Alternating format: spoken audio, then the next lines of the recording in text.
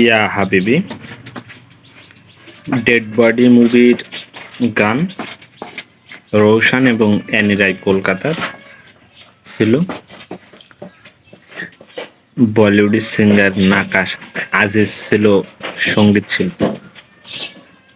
তা গানটা অসাধারণ ছিল এবং যে গানের লোকেশনটাও ছিল অসাধারণ, মানে যমুনার চরে জায়গাটা ছিল।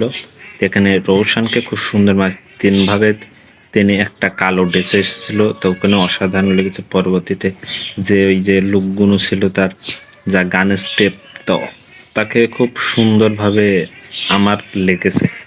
তারপরে অ্যানি রায়, তারও লুকটা ছিল অসাধারণ। ডেড বডি মুভির গান প্রথম গান ছিল, তা খুব সুন্দর গান ছিল আমার কাছে মনে হয়। এবং গানটা শোনায় না মুভিজ ইউটিউব চ্যানেল আছে, দেখে আসতে পারেন। অসম্ভব সুন্দর একটা গান। নাকাশ আজিজটাও খুব ভালো শিল্পী, এর আগে অনেক বড় বড় সিনেমায় তার গান এসেছে। তা বাংলাদেশে এই গানটা ডেড বডি প্রীতম সঙ্গীত দিয়েছে। সাইফুদ্দিন কালু ড্যান্স ডাইরেক্টর ছিল ডেড বডি মুভি, যেটা 3 মে রিলিজ পেয়েছিলাম, দেখেছিল। তাই এটা নিয়ে আমার ইউটিউব চ্যানেলে আমি কথা বলবো। তা 3 মিনিটের ওপরে গানটা আছে, তা গানটা দেখে আসতে পারেন। গানের ভিজুয়ালিটি, লোকেশন, তারপরে গানের যে ভিডিওটা দেখলে বুঝতে পারবেন যে খুব সুন্দরভাবে মোহাম্মদ ইকবালের প্রযোজনা পরিচালনায় অসম্ভব সুন্দর একটা গান হয়েছে।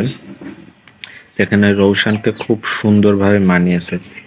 যদি বলতে পারেন যে অসম্ভব সুন্দর একটা গান, মানুষ খুব পছন্দ করেছে গানটা। এবং 3 মে বাংলাদেশের 30টার উপরে হলে চলছে।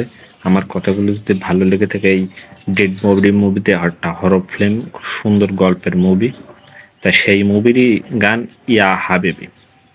প্রথম থেকে শেষ পর্যন্ত যেখানে রৌশনের লুকটা ছিল অসাধারণ, অ্যানি রায়ের পুরো গানের ভিজুয়ালিটি, লোকেশন, মানে টোটাল গানটা দেখলে বুঝতে পারবেন সত্যি একটা গান বানিয়েছে এই মোহাম্মদ ইকবালের পরিচালনায়। ভালো একটা বাজেটও ছিল এই মুভিটা।